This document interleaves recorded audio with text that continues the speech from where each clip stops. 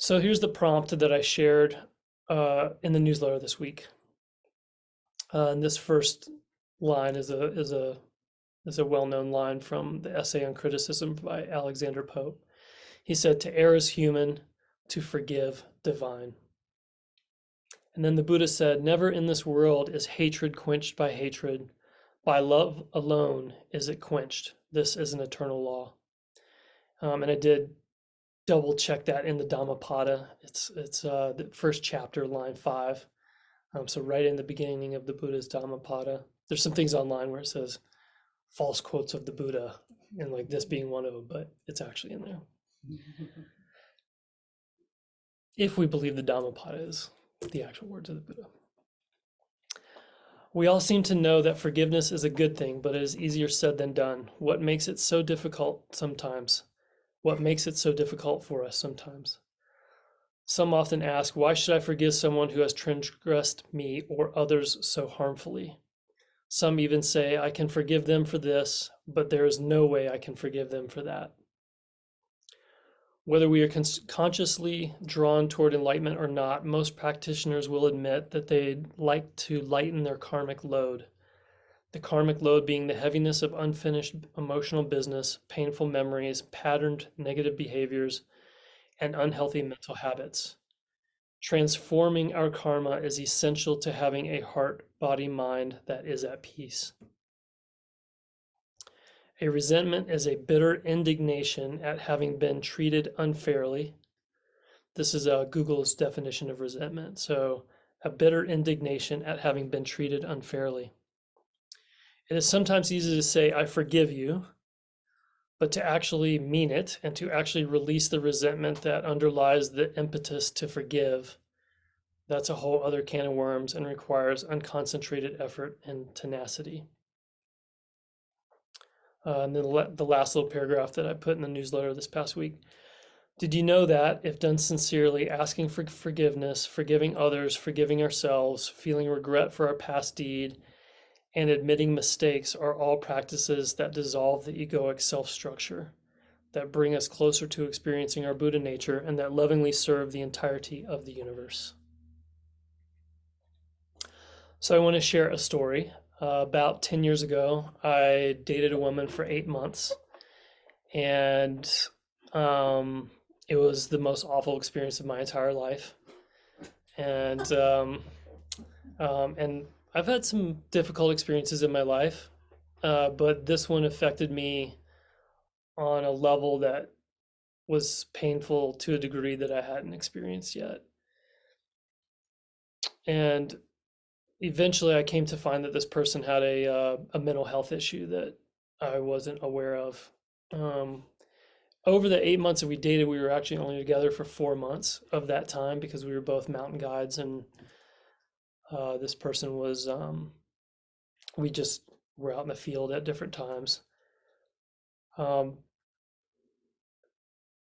but after I broke up with this person, um, she was very upset with me and told a lie to the people that we both worked for the same company, told a lie to the people that I worked with who were my friends, and tried to get me fired from the job. And so the people that I worked for, had been my friends for many years, this woman that I dated had only worked there for a year or something. The people that I worked for had to take the sort of like HR, like human resources approach, and treat me like an employee and no longer like a friend. And I was put on probation. I wasn't fired, but I was put on probation, and there were all these kind of rules around my behavior because they basically couldn't, no one was there to say that what she claimed happened or not. So this was extremely painful for me. And I had all kinds of murderous thoughts, and thoughts of like slashing her car tires and putting sugar in her gas tank and all this kind of stuff, thoughts that I never have. I was so hurt. I felt so hurt. And then it was also extra hurtful because of my friends who were my supervisors having to create that separation of connection with me. And it took me about 5 years to get over this experience. And I went to therapy, felt a lot, pulled up the image of this woman in my mind, and felt the feelings that arose for me when I saw her face visually in my mind, and just sat with those feelings. And there was a superficial experience of forgiveness of like that happened early on of like, okay, I forgive her, she's a person, she makes mistakes.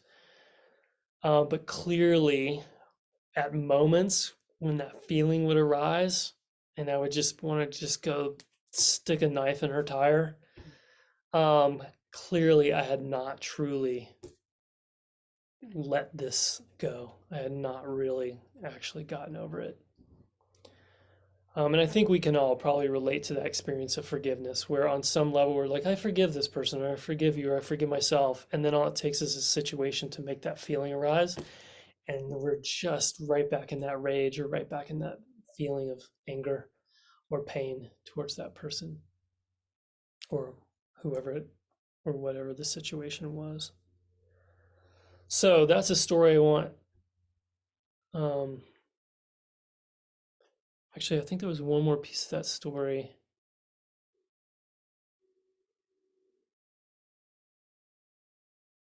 I was upset with myself as well. And I had already done my graduate degree in counseling, and I was beating myself up because I couldn't see that this person had a mental health issue. And 1 month into our relationship, we were rock climbing, and she purposely dropped me, purposely just let go of the belay, and I fell to the ground. And at that point, I tried to break up with her for the first time of 5 times that I tried to break up with her over 8 months. And I looked back multiple times, and I was like, what the hell was wrong with me? Like, this person could have killed me, and yet I stayed in the relationship. And so that was a whole nother level of this situation that I had to process internally and go through multiple layers of forgiveness with myself around it, something I held myself to. So that's the story of that I bring forward that I'll relate to through this talk. So coming back to Alexander Pope's quote, to err is human, to forgive divine. To forgive divine. So why divine? Why is it divine? And I think all of us can relate to how difficult forgiveness can be. And in my work as a therapist, some huge percentage of what I work on with people in counseling sessions is working through the pain of some transgression that has happened to them, whether that be childhood sexual assault or abuse, physical abuse, domestic violence, being fired from a job, some person on the road cutting them off, political people like Putin or other people in positions of power who are causing suffering. It's really, really one of the hardest human experiences, I think, to deal with, is when someone has affected us in such a deep way. And specifically the feeling of hurt and the feeling of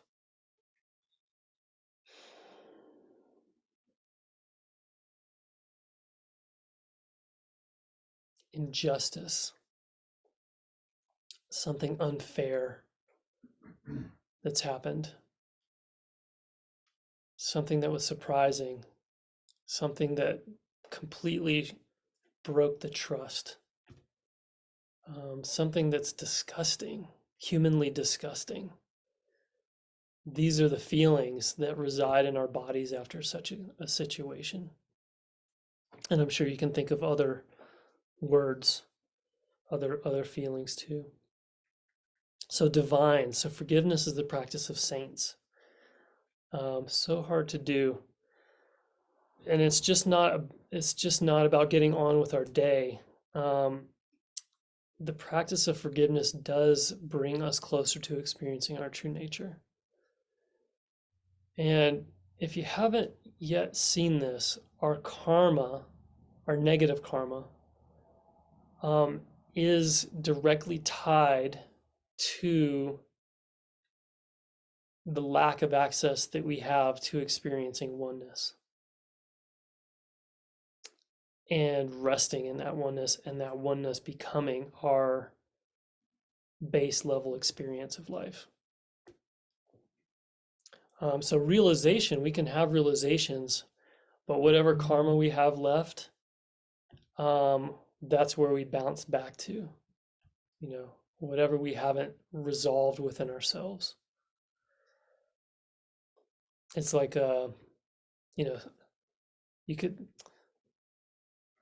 a metaphor that points to one thing is like, you could say that our spirit is like a helium balloon that wants to just take off. And then our karma is like a bunch of heavy weights that somebody takes and dumps over the boat, like big anchors, and drops to the bottom of the sea. So however much karma we're carrying around is keeping that balloon from being able to take off and fly.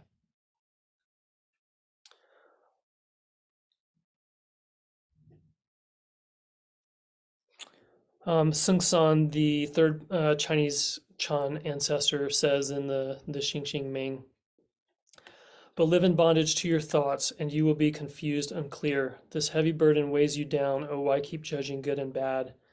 See into the true self of things, and you're in step with the great way, thus walking freely undisturbed.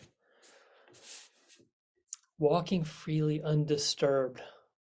Doesn't that sound great? Doesn't that sound wonderful? Isn't that what we all want? I think every human being wants that, whether you're Buddhist or doesn't matter, to walk freely and undisturbed.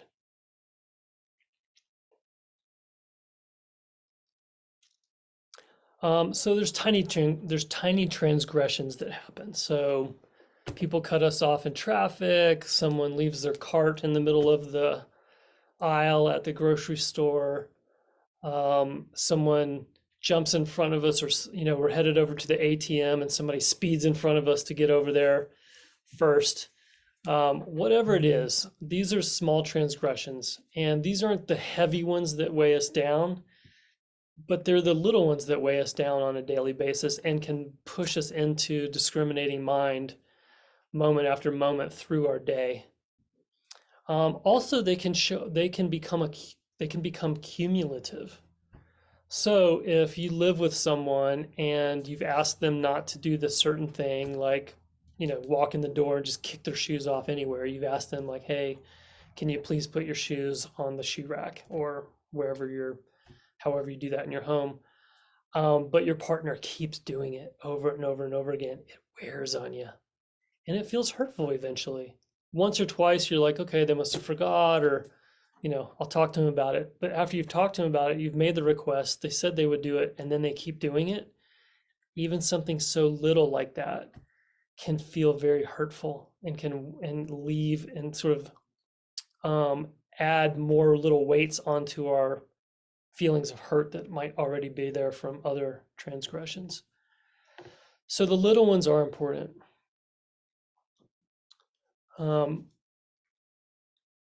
But it's these really big ones that I'm really talking about today. And it's things that people have done to us. Like I've said, it's things that people have done to us, or actions that have happened that made us feel that we were feeling hurt from. But it's also things that we have done to others that we know that have been hurtful to them.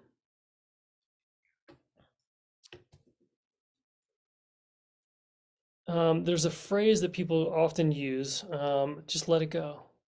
Yeah, I need to let that go. Or, oh, I let that go. If, more and more I see people coming to realize that the idea of letting go is a lot easier than the actual process of letting go. And letting go isn't just like out of mind. What's the phrase? Out of sight. Out of sight, out of mind.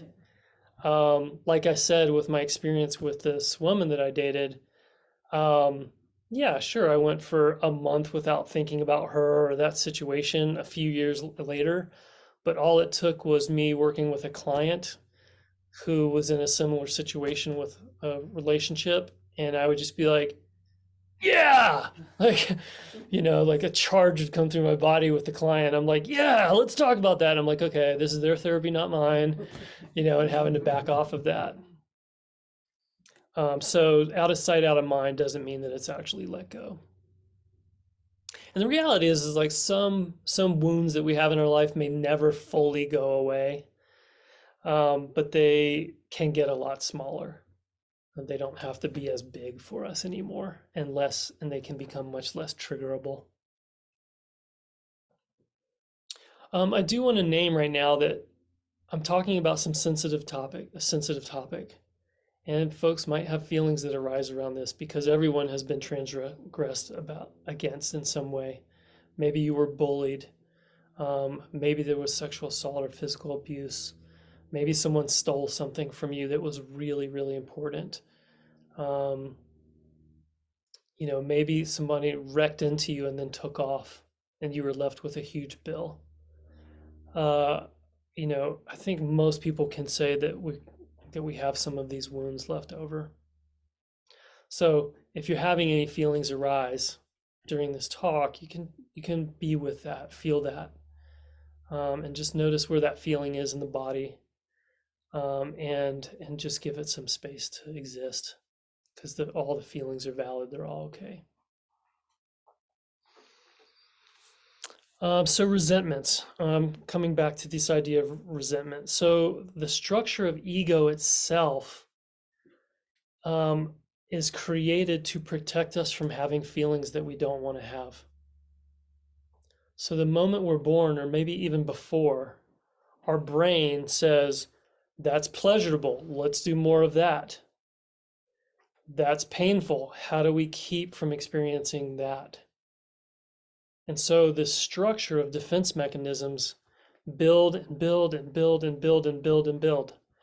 The more we're hurt, the more defenses we have. The more different ways that we're hurt as a child, the more different defenses that we have. And the tighter and the more narrow our experience of life becomes, because that person's dangerous, or that type of person is dangerous. That situation is dangerous, or that type of situation is dangerous. Here's the ways that I can be happy. And so we get this narrow pathway of experiences that are in the realm of what's okay, and then all these other ones that are the danger zones. We need this. It's not a bad thing. Children don't have developed brains yet. The brain finishes its development around the age of 25. And the executive functions are really showing up later in that adolescence. And they're developing. So, 18-year-olds still don't make decisions well, if you haven't figured that out yet. And those of you who have kids know that very, very well. So we need these defense structures as children, but we don't as adults. We think we do. We think there's danger, but it's actually not, usually. Sometimes there is danger. But usually what we're afraid of is not actually dangerous to us. What's actually happening is there's a feeling that we don't know how to feel yet. And that could be anger, it could be hurt, or there's a feeling that we know how to feel, but not to that degree. So I'm willing to feel it about this situation, but about this situation over here, that's too much. But it happens unconsciously. So the ego structure says, that's too much for us. We can't handle that. So that person's out, or that type of experience is out. um, or I can't forgive them. That's unforgivable because I can't feel that pain. It's too much. So in our practice, we practice learning how to sit with our bodies and all the many discomforts that arise, and that creates a tolerance for discomfort. And once we realize that, oh, if I can actually feel into these painful feelings and let go of thoughts over and over again, my karma dissolves and suddenly I feel more free. My balloon floats a little easier. I feel a little more free and undisturbed. Then we have a positive association with feeling discomfort.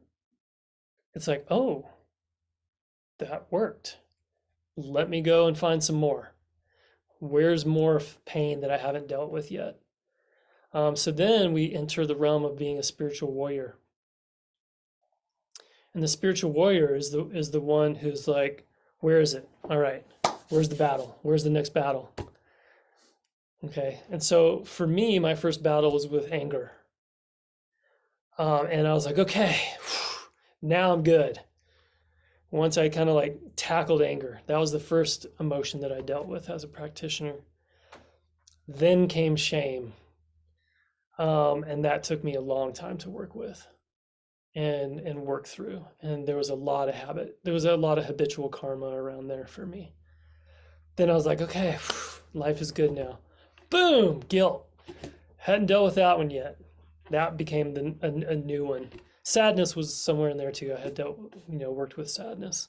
Not that it's all finished up, but like as a new thing to experience and like finally like deal with. Each one of these feelings was a new and different thing.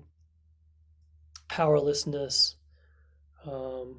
loneliness was one that I very specifically worked on when I was living in a monastery in California. But other ones might be like abandonment or rejection for some people. Feeling unseen, unheard, misunderstood. Those are all sort of our base negative feelings that a lot of us have. Envy, jealousy.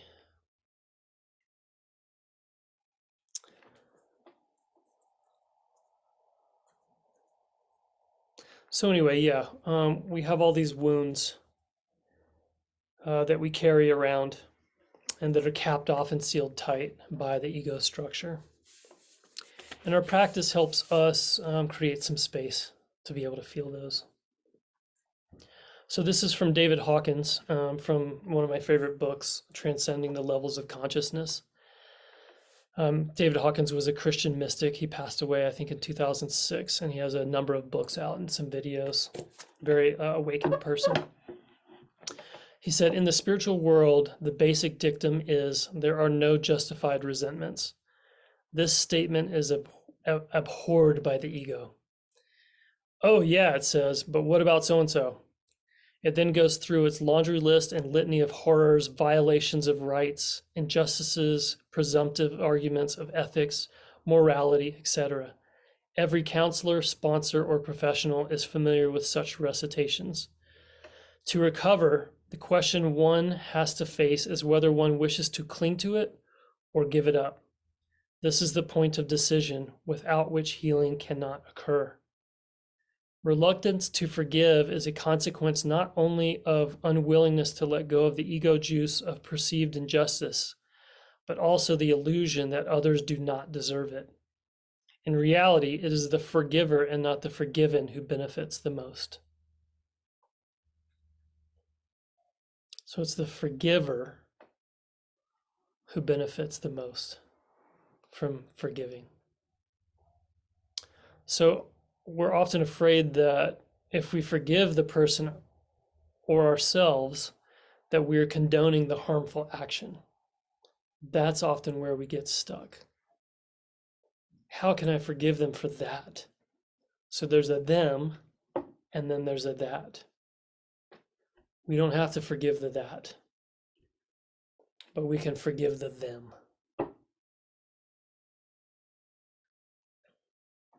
And because that's usually who we're upset with. It's not the action that we're upset with. It's usually the person that we're upset with. The action sucked.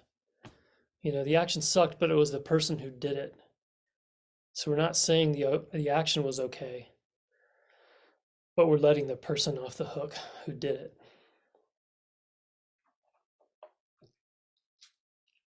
The Dalai Lama offers this from his book, Destructive Emotions. How can we overcome them? The Dalai Lama says, coming back to the issue of compassion, you can often get the impression that the cultivation of compassion and loving kindness is something that we do for others, an offering we make to the world. But that's really a superficial way to say it. I feel from my own experience that when I practice compassion, there's an immediate, direct benefit to myself, not for others. By practicing compassion, I get 100% benefit, while the benefit to others may be 50%. So the main motivation for the practice of compassion is self-interest. Now, he's not talking about the ego self. He's talking about this experience of meanness.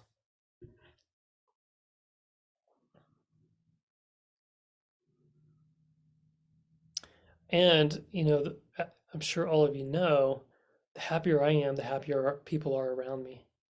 The freer I am, the freer people are around me. The more clean and clear my karma is, the less I hurt others. The more I am in touch with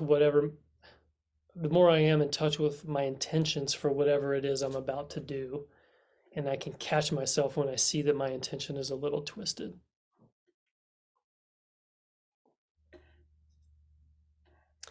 And compassion, the Dalai Lama used this word compassion. Compassion is both a feeling of sadness and care and warmth for other people who are suffering, but it's also an understanding. Compassion includes understanding the person or the situation.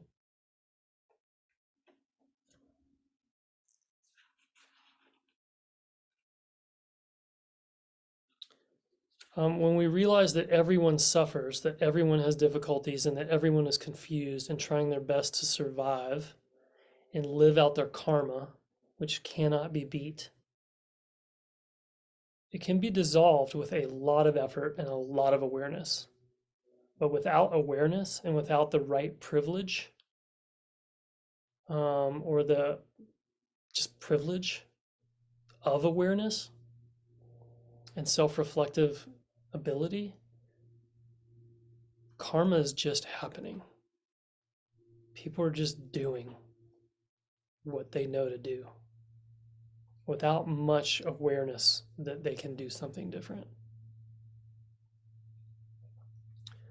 So when we understand this, then it's easier to feel some kindness and to forgive a person for making mistakes they've made, including ourselves. Thich Nhat Hanh, in his book Anger, Wisdom for Cooling the Flames, says, when we get angry, we suffer. And what I would say, I would change that a little bit. I would say when we don't know how to manage our anger, we suffer. When we let anger turn into hatred, which includes a story, hatred is anger plus a story, then we suffer. When we let anger turn into an action, such as aggression, then we suffer. Anger itself, a little different, but this is what Thich Nhat Hanh has to say. If you really understand that, you also will be able to understand that when the other person is angry, it means that she is suffering. When someone insults you or behaves violently towards you, you have to be intelligent enough to see that the person suffers from his own violence and anger. But we tend to forget. We think that we are the only one that suffers, and the other person is our oppressor. This is enough to make anger arise and to strengthen our desire to punish. We want to punish the other person because we suffer. Then we have anger in us, We have violence in us, just as they do. He continues, when we see that our suffering and anger are no different from their suffering and anger, we will behave more compassionately. So, understanding the other is understanding yourself, and understanding yourself is understanding the other person. Everything must begin with you. To understand ourselves, we must learn and practice the way of non-duality. We should not fight our anger, because anger is ourself. So if your koan was, what is anger? And you went into Roshi and you were going to present your koan, what is anger? How would you present that? Without words. Anybody? Yeah. Can you do it more fully? No. Yes. Right. Yeah. So people here are screaming and waving a fist. Yeah. Anger is of an organic nature, like love. We have to take care of anger. And because it is an organic entity, an organic phenomenon, it is possible to transform it into another organic entity. This is still Thich Nhat Hanh speaking. The garbage can be transformed back into compost, into lettuce, and into cucumber. So don't despise your anger. Don't fight your anger, and don't suppress your anger. Learn the tender way of taking care of your anger and transform it into the energy of understanding and compassion. Again, the masters are telling us that when we hold a grudge, that we are primarily hurting ourselves. But that the feeling of the grudge is not the problem, is not a problem at all. It's just an experience that we can have if we have the courage of a spiritual warrior to dive right in and experience it completely without acting out on it.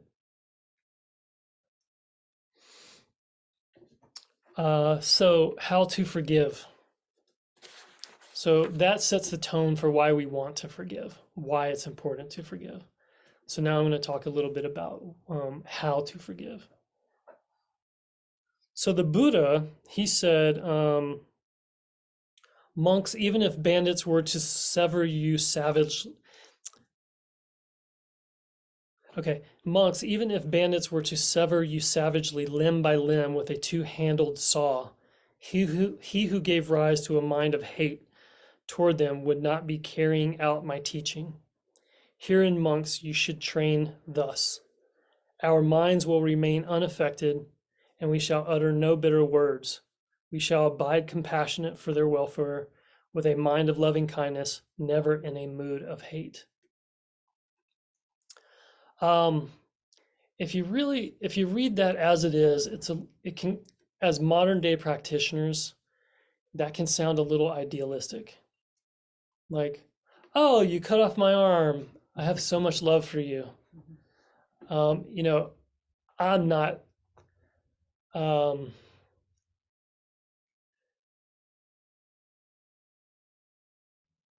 let's just say that I think that realization, awakening, enlightenment is a spectrum.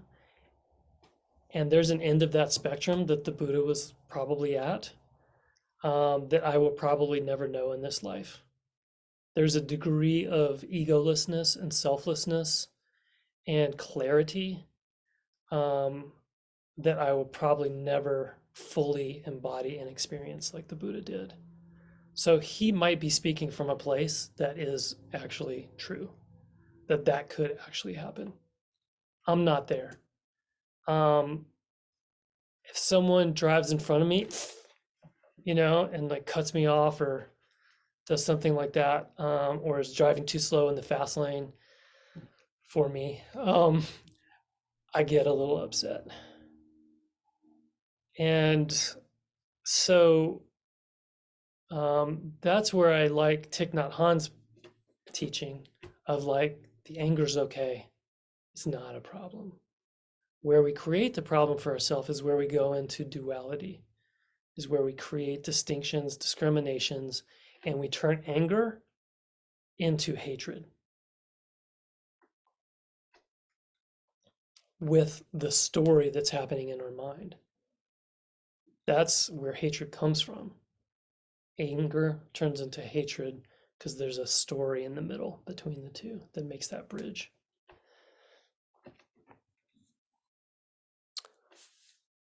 So what can we do? What can we do? The first thing we can do is have right view. And so I've been talking about right view a little bit. So we have to get our view of reality more clear. And this is the insight part of practice. So the Buddha taught shamatha vipassana. Shamatha is calm abiding, being with what is, concentrating. Insight is what we do in koan practice. It's what we do when we say, who am I? What is happening right now? I'm having a feeling. What is this? What caused this? Where did this come from? Insight practice is dealing with our resentments. It's looking into our past and taking care of unfinished business. So having that right view or accurate perception of reality is we have to fill in the gaps of the story. So one thing we can do is we can say, am I perfect? Do I do everything perfect? Have I never hurt someone? Have I never made a mistake? Usually when we're in that place of righteous indignation about something that has happened, we forget our own fallibility. We forget our own humanity in those moments. And we step onto the soapbox of righteousness. So again, I think it was Thich Nhat Hanh said we have to begin with us. We have to begin with ourselves.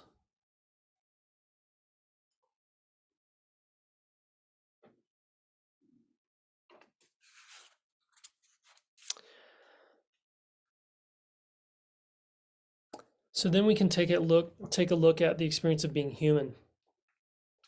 Is it not difficult to be a human being? That was the Buddha's first teaching in the First Noble Truth. Being a human being is fucking difficult. He didn't say F, but but I'm just saying that to emphasize that truth. It's really freaking hard to be a human being and do it well and keep showing up day after day. Even for people who gotta have it figured out, it's still exhausting. You know, Shishin Roshi has a lot of hip pain, and in Dokusan sometimes he lets me know about it. And I can see him squirm a little, but he's still showing up at 81 years old. So being a human being is difficult. We all feel the same feelings. We all have them. It's not like this person has a set of feelings that are different from this person. Everybody feels the same feelings. We feel them to different degrees, and certain ones to different degrees based off of our childhood wounding, which ones were wounded the most or hurt the most. But we all have the same feelings. Sometimes our minds feel heavy. Sometimes our bodies feel heavy and painful. All of this impacts our ability to make great decisions in every moment. So next we can look into our pasts. If we look back to the chain of events that made us do something harmful to others, there is a path. There's a chain of events, cause and effect, that led us up to that moment where we did something harmful to somebody else. And usually in the moment, we weren't trying to harm the other person. We were doing something for us. There's something that we were doing that was our own defense to protect us, or there was something that we were doing that was prioritizing our pleasure over the other person's pleasure. And unfortunately, some people's, what they learned was to find pleasure in some pretty nasty ways.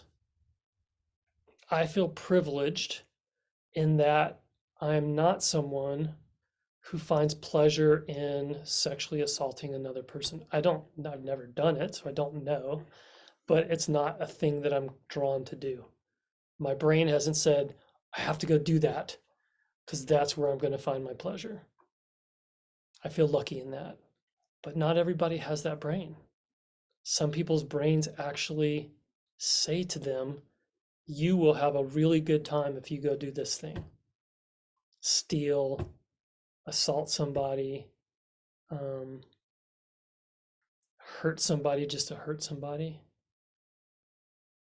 Like their brain is set up for them to enjoy that somehow. It's very unfortunate. Or to have power over another person. Some people feel pleasure in that. I don't, personally.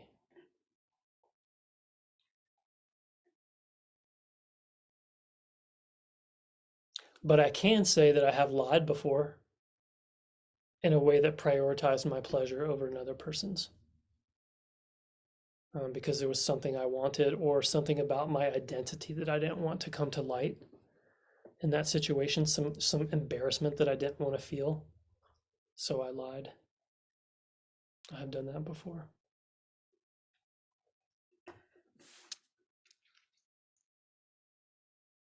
The last thing I'll say on right view is this is a therapeutic practice in cognitive therapy, is sometimes you got to fill in the story.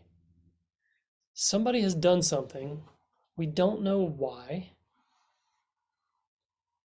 but if we understand ourselves and we understand karma and we understand people, then we can say, well, they might have done it because of this.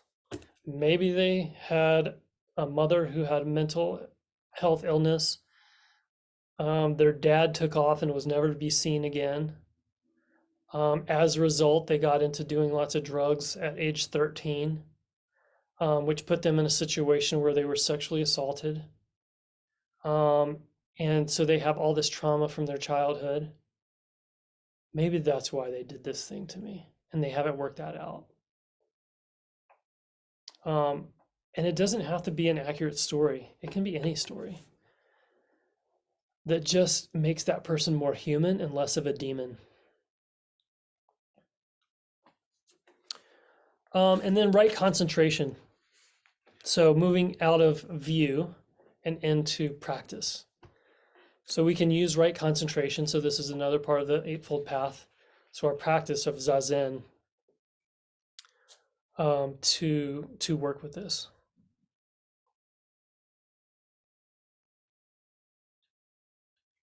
And this practice of working with emotions is when we develop our awareness, or when we develop our concentration to be with breath, to be with sound, something else, at some point we are ready to bring that concentration into the direct experience of emotional sensations in the body. So when we bring up, or when we are reminded of an experience or we're transgressed against in the moment, and we feel that wound, we can sit with the anger. Anger is a secondary emotion. So once we've felt the anger, underneath the anger, we're going to find something else: hurt, injustice, fear, sadness, disconnection, loneliness, shame, guilt, something else. And then we have the great heart practice. So the great heart practice is sometimes we actually purposely pull up stuff from the past when we do that spiritual warrior work. And we say, okay, I know there was this time where this kid bullied me in 8th grade. It's always affected me. I've never dealt with it. I'm going to bring up that image on the cushion and hold that kid's face in my view and just look at it and watch the emotions arise and be with those emotions, drop the face, sit with those feelings. As the feelings dissipate, bring the image back up again, and just keep doing that month after month, year after year, until that face has no charge to it left anymore. That's what I did with this woman who I dated for 8 months. I just kept bringing her face up over and over and over again until The anger was gone, and loving kindness started showing up. And I could actually feel positive feelings for her. Because now I see her as a person, and I see, oh, what she did was because she has a mental health issue. She probably had this, and this happen to her as a child.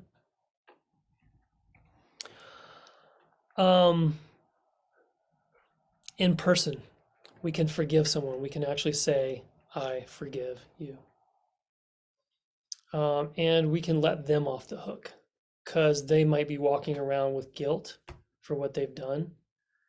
And I love high school reunions and Facebook for this reason, because you can connect with people from long, long ago, and you can send them an email and say, hey, I don't know if you remember this, but there was this time where you did this to me, and it felt very hurtful to me. And I want you to know that I forgive you for it. That's a practice that you can do. You can also say, I'm sorry for the things that you've done to others and to yourself.